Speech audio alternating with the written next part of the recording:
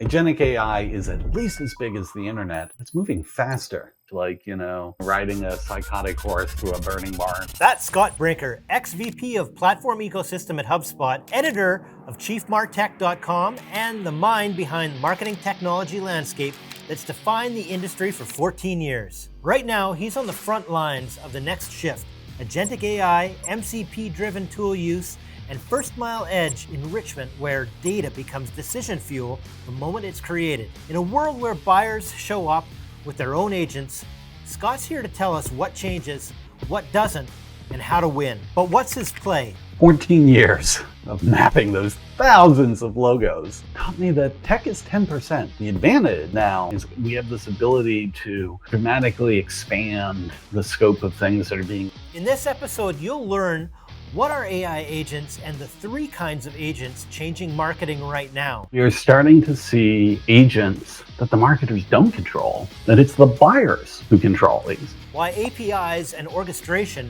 not models, will define the future stack.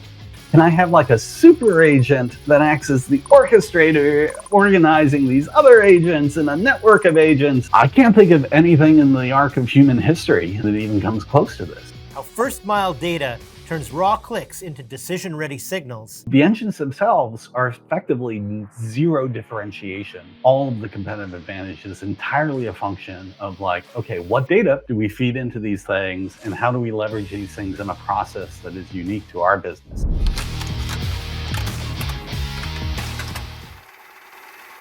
Been saying that the agents now are a different type of animal. And so just to have a bit of a level set, map out what you mean, like how agents are fundamentally different from chatbots and from rules-based automations.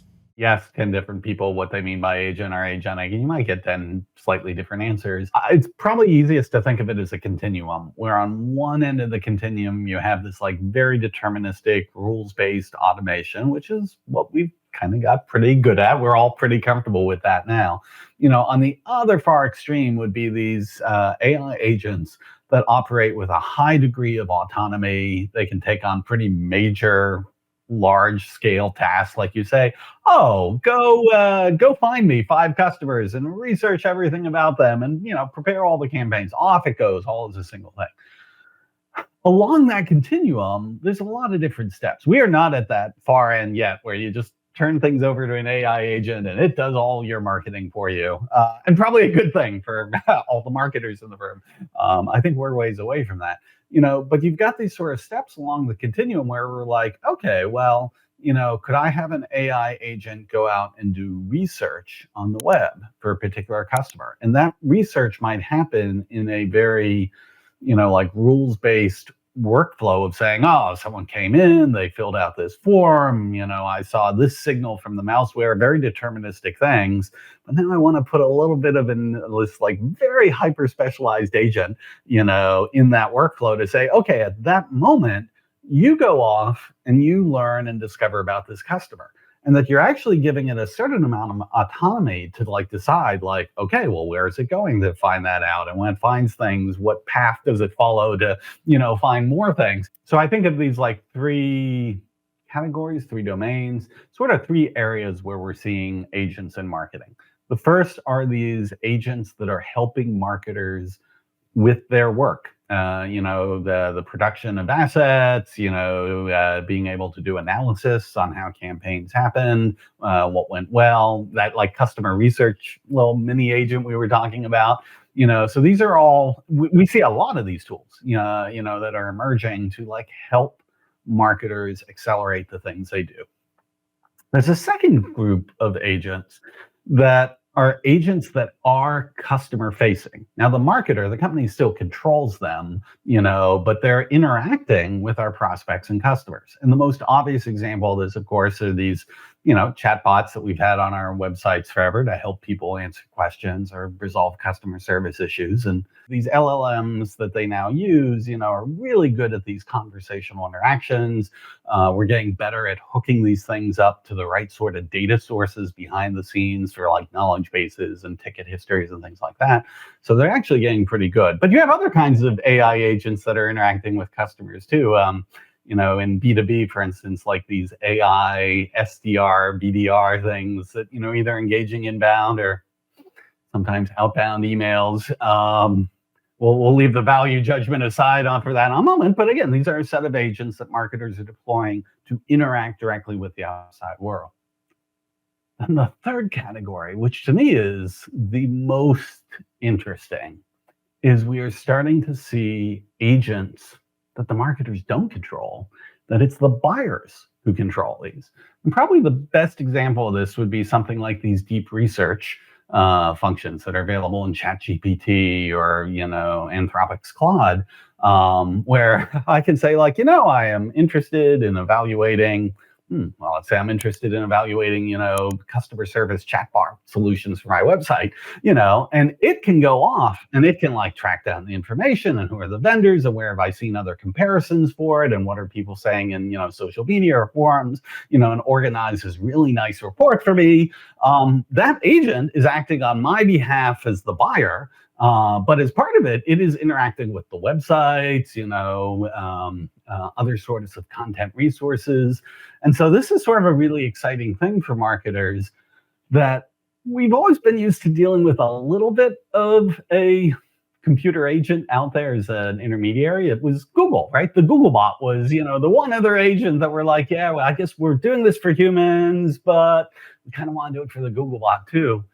I think we're on the cusp here over the next year or so of just seeing easily a dozen of these other different kinds of agents operating on the customer's, the buyer's behalf that we're going to have to interact with. As agents sort of proliferate, I think, it feels like there's got to be some sort of center of gravity across the stack. Is that going to live in the CRM and the website, the messaging apps, or in some other layer that connects everything and makes it talk together? The traditional MarTech stack is not dead. If you're finding value in this video, make sure to hit that subscribe button and don't miss out on more tips coming up to help grow your agency. In fact, if anything, right now in the state of AI, it's more valuable than ever for exactly the reasons you say, which is, hey, it's great that we have these like AI agents or these agentic capabilities, but they work best in two scenarios. One, where we can point them at very clear authoritative data, data that they can feed into what they're doing, whether it's decision-making or content personalization. What you're using is your system of record for that. You might not even just have one. You might have a CRM, you might have a DAM you're using for certain content assets. You see a lot of larger companies, have moved to putting a lot of that, both customer data and company-wide operational data into a cloud data warehouse, and being able to use that as the source of truth that you can feed into agentic workflows and things like that. But it's very important, like you've got to have your systems of knowledge, your systems of truth, your systems of record that these things can work on. Data is still pretty much a mess. Either, we still have a lot of data that's just like siloed off in different places, or even the data we have within a particular silo, it might not be very well like maintained, hygiene of it, as they would say. And then even in cases where you have companies that are starting to connect data across the org through like using a cloud data warehouse layer or something like that. In theory, okay, this is great. We're now sharing data across, product and marketing and sales and operations.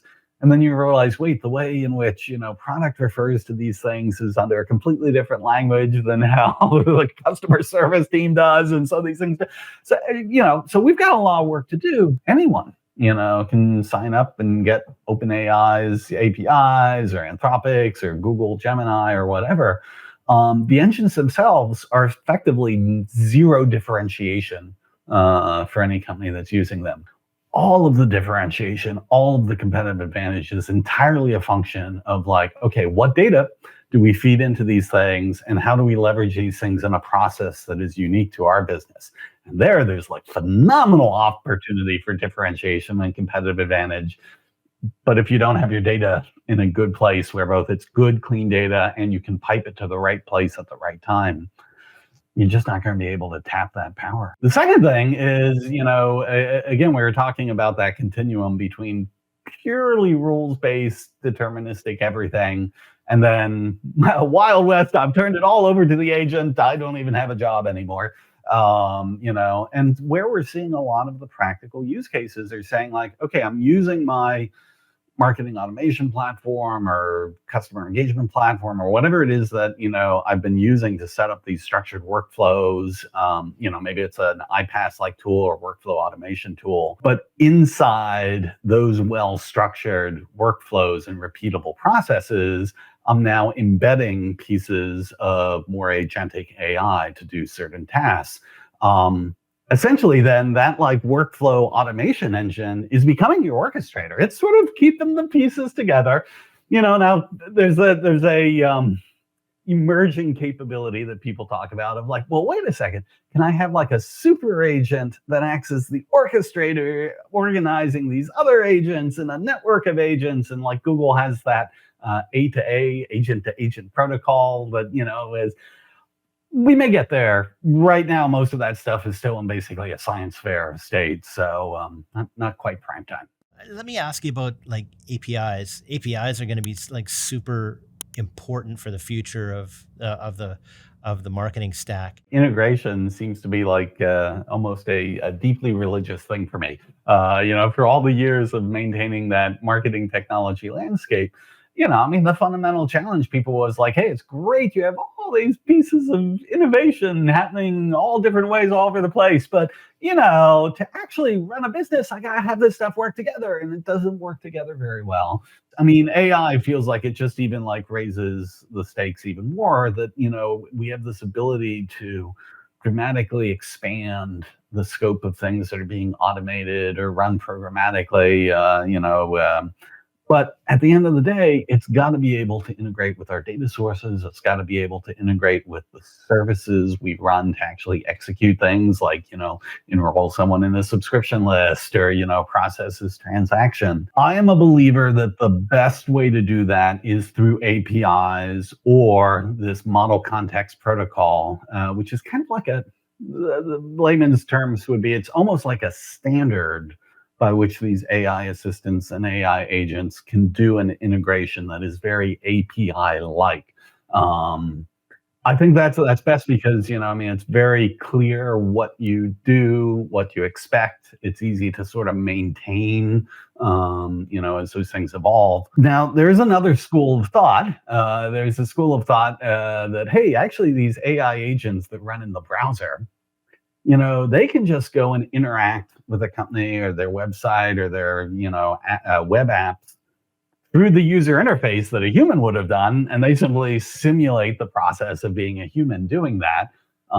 You see this now with some of these, AI browsers that are out there, like the Perplexity one, Comet. What was that? The OpenAI when they did that operator agent thing early in the year. These are things that basically like, no, we don't need to worry about APIs or any of that. We'll just interact with the web like a human would.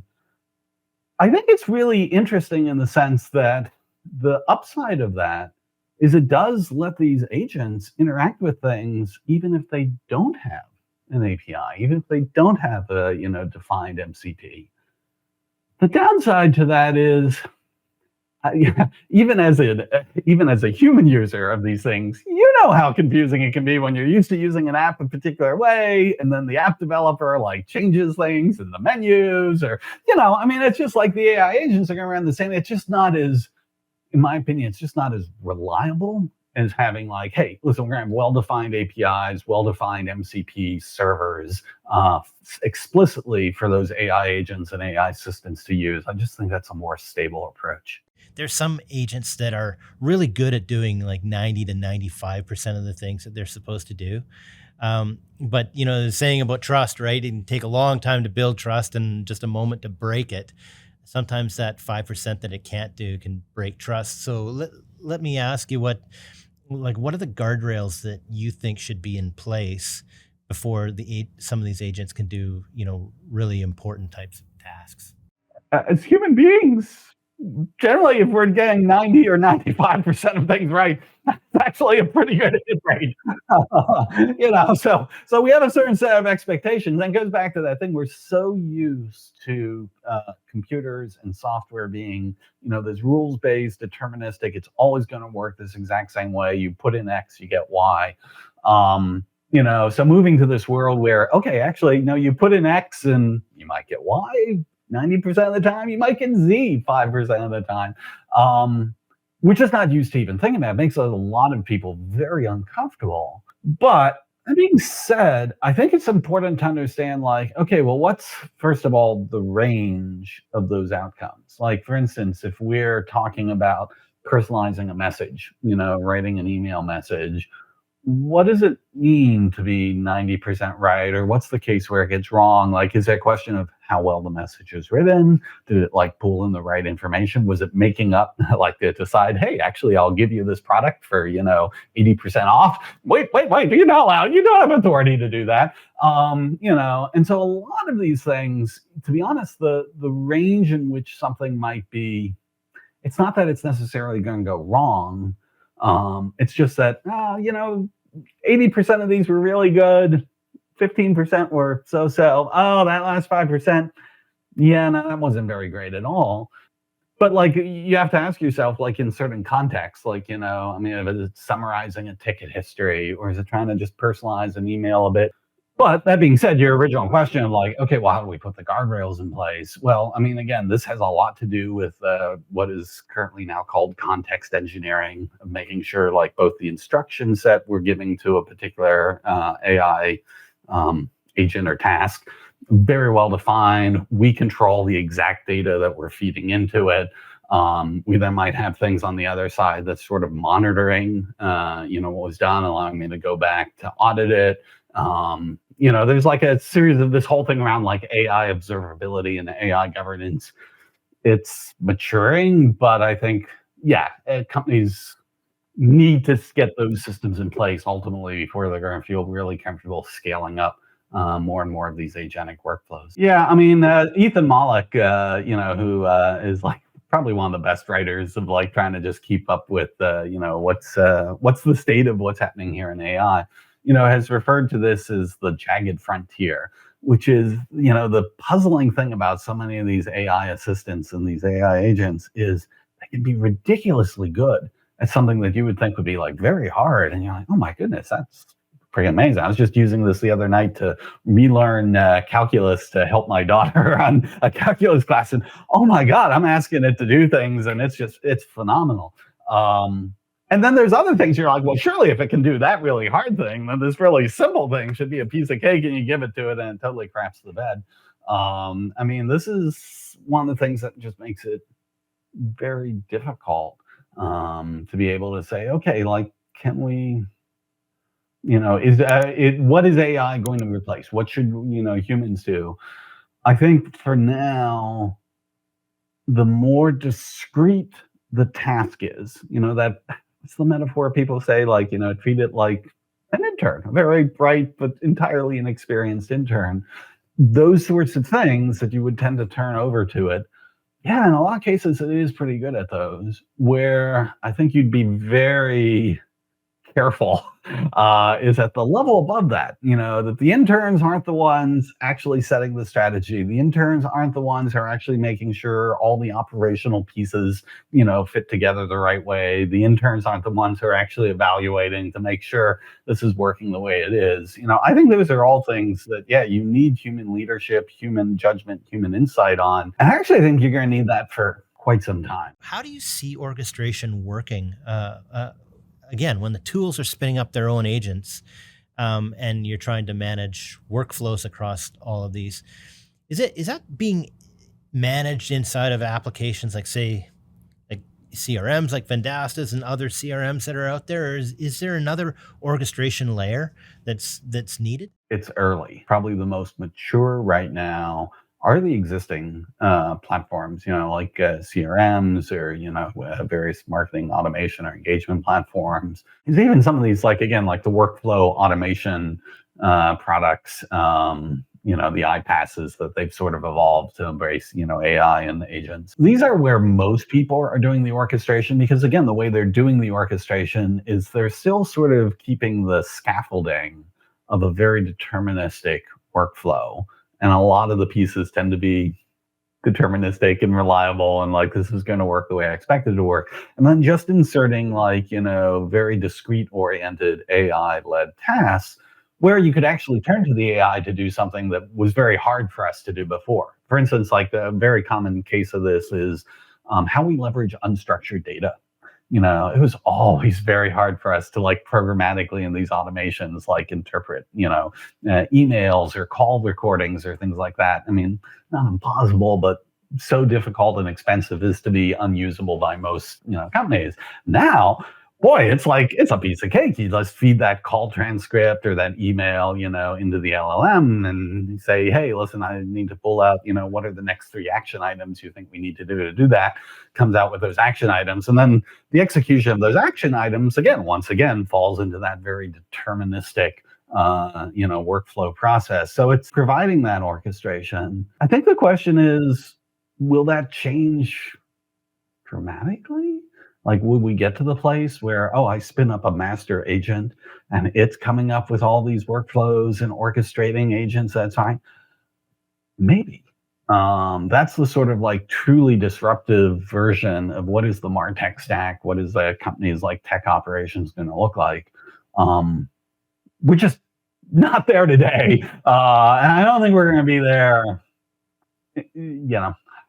I can get in so much trouble for trying to make these predictions in such a fast changing world, but I don't even think we're going to see that over the next 6 to 12 months. I think this sort of combination of well-structured workflows with then AI capabilities sort of embedded in constrained ways within them, it's just the safest and most reliable, like the highest ROI, like the risk reward ratio. That's what I'm thinking of, like relatively low risk, pretty high reward. Let's get that working before we, leap off into space. What's going to be the difference between organizations that just add on AI to what they're doing versus ones that are truly native AI companies? Yeah, I mean, it probably depends a lot on the business. If I am a restaurant, if I'm a chef, I might be leveraging AI and various things around, whether it's my marketing or, my supply chain or things like that. But, the core of my business is probably, I don't know, I might get myself in trouble for saying this one too, but it feels like one of those things like, it's probably going to look about the same 10 years from now that it looks now. If I'm a software company or like a company that provides a digital service, okay, that's a whole nother thing because like the whole way in which, the service is created and offered and how people consume it, like if they start consuming it through their own, that whole world, feels like it could change very rapidly. So I don't know. I think it is okay for most businesses that right now we're in the AI bolt-on stage because we're still learning. We're still learning, like, how does this stuff work? What is it good at? What is it not good at? Where are the things that we're missing, right? Like the data realization. You're like, okay, well, I'm glad I'm figuring out my data problems. Well, this is still just an add-on, like before I turn my entire operations over to it. But these are steps along a path where eventually we will become AI native to the point that even the phrase AI native probably won't mean much. Just like we no longer say digital marketing. Just marketing. But yeah, we're in the horseless carriage stage right now.